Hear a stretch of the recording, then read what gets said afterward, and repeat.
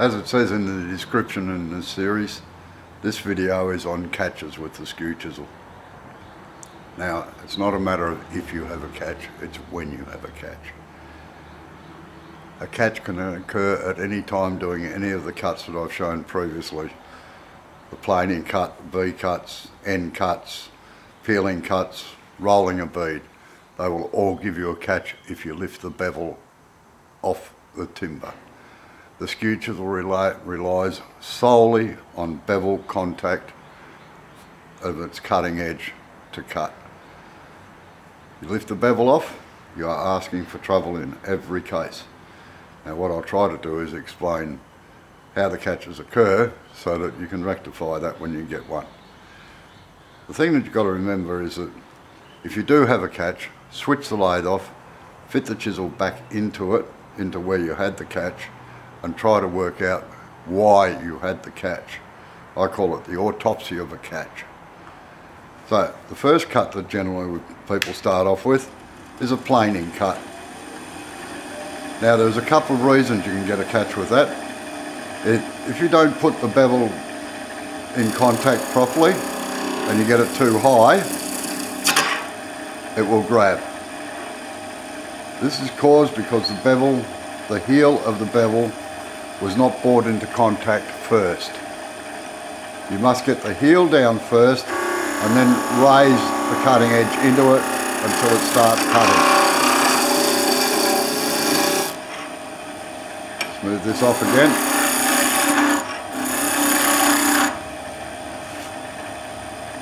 The second place you'll get a catch on a planing cut, and the most common one, is because people refuse to move their body with it. As I've said before in the previous videos, if the chisel starts at this angle here, it must finish at that angle down there, and the only way you can do that is rock backwards and forwards. If you just stand still and you bring it around like that, invariably the long point will come into contact with the timber and you end up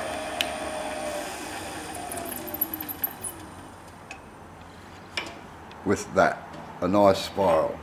And if you come back to where you started from, you can see where the tips come into contact with it until it can't find any bevel support at all and just really jams into the timber there, and it'll just pull out a great hunk. Okay, we'll smooth this off again. This poor old bit of timber is going to be tortured.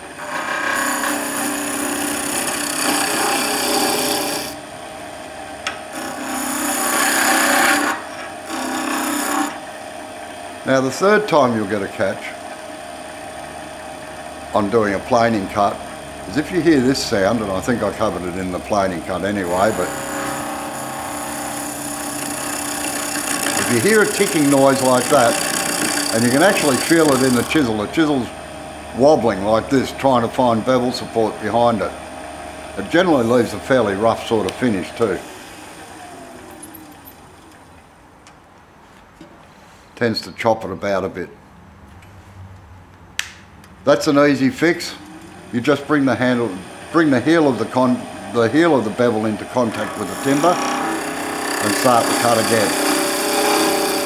If that gets too far and you get the bevel too far off, you'll get a run back or a spiral running back down the work. And if you're working back that way, it'll either run into the headstock up here or the tailstock, depending on which way you're running. And that's what damages the long points and the cutting edge. All right, smooth this one off again now.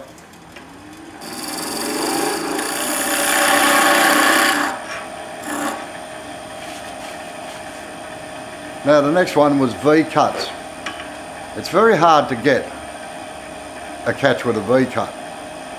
Normally what happens is that people try to cut down here with it instead of right on the long point, and it will run back like that.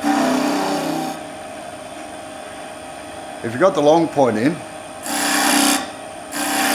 and you're doing your V cuts like that, the only time you get a catch is if you lean the chisel the wrong way. If you're making your cut down this side here and you lean it in this way,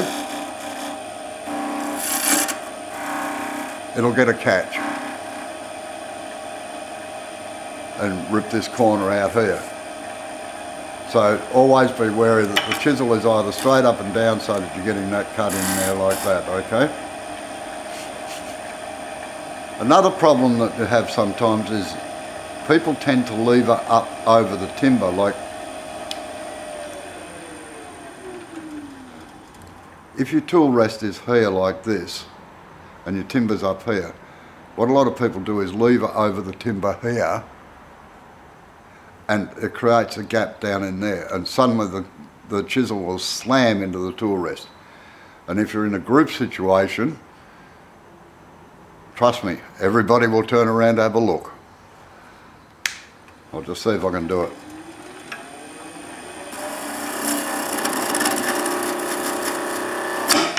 Like that. So always make sure the ABC, anchor, get the bevel started and cut.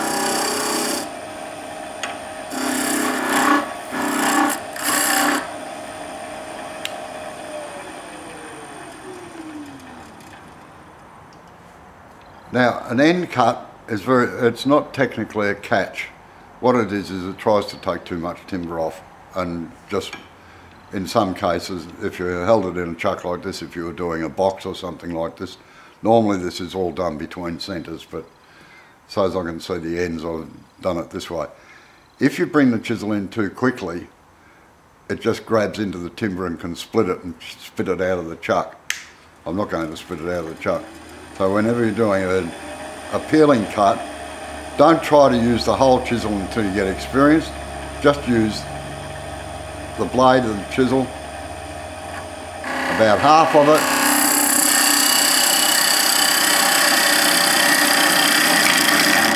the secret to doing a peeling cut is to keep an even pressure on the timber and make the cut. If you back off, this is generally what happens. You end up just scraping it off instead of peeling it off. You end up, instead of a nice shaving like those, you end up with dust like that. Now the end cut, it's basically the same as the V cuts.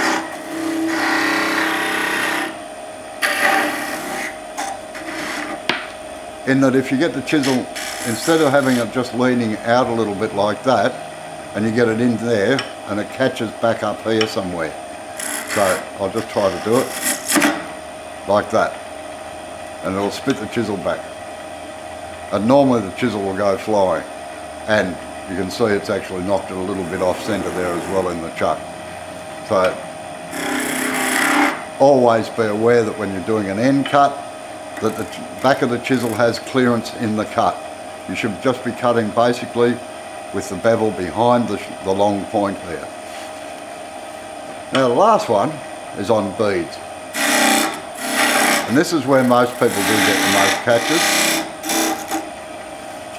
The first one is when you go to start off the bead. You bring the chisel, I'll do it the way that most people are taught. The first thing that happens is they lift it up too far this way, and it grabs the short corner and rubs it back into a spiral. The second one is that they move this blade, that's caused by moving the blade around. So instead of it being there like that and you're trying to roll it over, it wants to dig into the timber and again cause another run back. So I'll just form the bead now.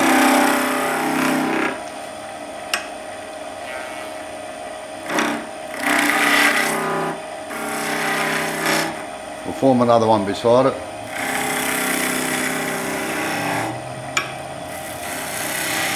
Clean up the long point so we have a nice thing down there. Now, as you're coming down around here, if you bring the handle around too far this way, this is the result.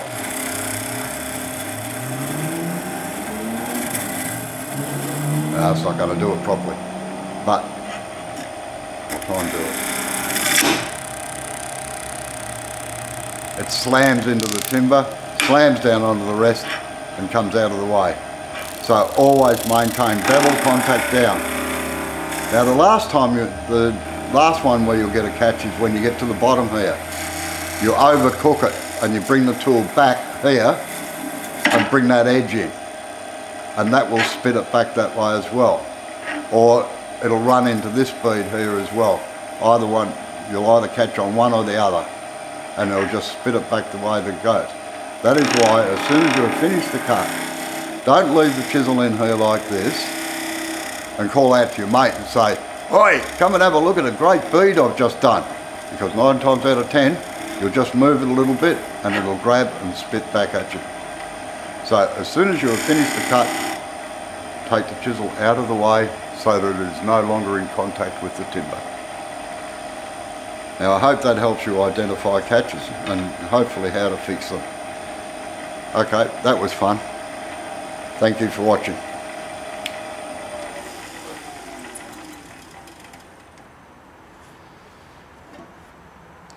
Pretty mutilated bit of timber there now.